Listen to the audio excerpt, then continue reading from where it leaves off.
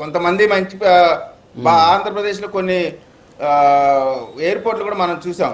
కానీ మన ఆంధ్ర ప్రాంతానికి సంబంధించినటువంటి మన మన్యం వీరుడు పేరు పెట్టి ఆ పేరు పెట్టినటువంటి ఇంటర్నేషనల్ ఎయిర్పోర్ట్ దగ్గర వచ్చినటువంటి జనం మొత్తం కూడా మోడీ మోడీ అని నామస్మరణ చేస్తూ ఉంటే నిజంగా అక్కడ చేసినటువంటి జంతర్ మంతర్లో చేసినటువంటి అంశాన్ని ఇక్కడ ఇంకొక అంశాన్ని కూడా మీకు ఈ సందర్భంగా మీ దృష్టికి తీసుకొస్తా ఉన్నానండి.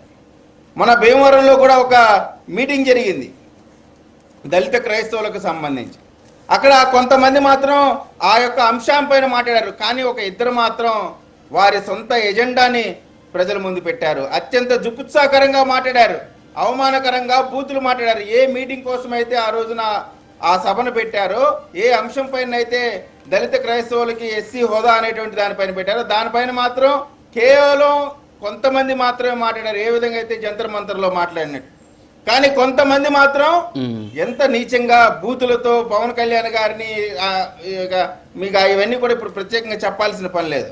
ఇట్లా సొంత ఎజెండాలతో ఇష్టం వచ్చినటువంటి మాట్లాడినటువంటి మాటలన్నిటిని కూడా ఈ రోజున మీరు చూస్తే భారతదేశంలో ఉన్నటువంటి డెమోక్రటిక్ వాల్యూస్ ఏంటి, డెమోక్రసీ అంటే ఏంటి అనేటువంటిది ఇది బంగ్లాదేశ్ కాదు, నేపాల్ కాదు. కొంతమంది ఏదో ఒక ర్యాలీ చేస్తాము లేదా ఒక యాజిటేషన్ చేస్తాము, ప్రభుత్వాన్ని మారుస్తాము, అశాంతిని భారతదేశంలో నెలకొల్పుతామంటే అటువంటి అయ్యే పరిస్థితి భారతదేశంలో మాత్రం జరిగేటువంటి అంశమే కాదనేటువంటి చెప్తూ ఒక విషయం అయితే మరొకసారి నేను చెప్తానండి. రవికిరణ్ గారు 3 ముఖ్యమైనటువంటి మాటలు చెప్పారు. భగత్ సింగ్ గారి గురించి, సుభాష్ చంద్రబోస్ గారి గురించి, అదే విధంగా అల్లూరి సీతారామరాజు గురించి కూడా మాట్లాడారు.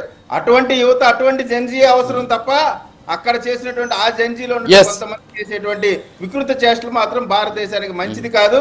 మరొకసారి చెప్తానండి, మోడీ గారు తీసుకున్నటువంటి నిర్ణయం, ఆ పాప ఎవరైతే బూతులు మాట్లాడిందో ఆ పాపని క్షమించేయండి, ఆ పాప మీద ఎటువంటి చర్యలు తీసుకోవద్దంటే ఆయన ఖచ్చితంగా భారతదేశ యువతతో పాటు అందరం కూడా శాల్యూట్ పెట్టాల్సిందే. పవన్ కళ్యాణ్ గారు కూటమికి అండగా నిలబడ్డందుకు కూడా పవన్ కళ్యాణ్ గారికి ప్రత్యేక కృతజ్ఞతలు కూడా తెలియజేస్తా ఉన్నామండి. Thank you sir. మళ్ళీ వస్తాను మీ దగ్గరికి. ఒక చిన్న బ్రేక్ ఉంది, బ్రేక్ తర్వాత మళ్ళీ కంటిన్యూ చేద్దాం. Break please.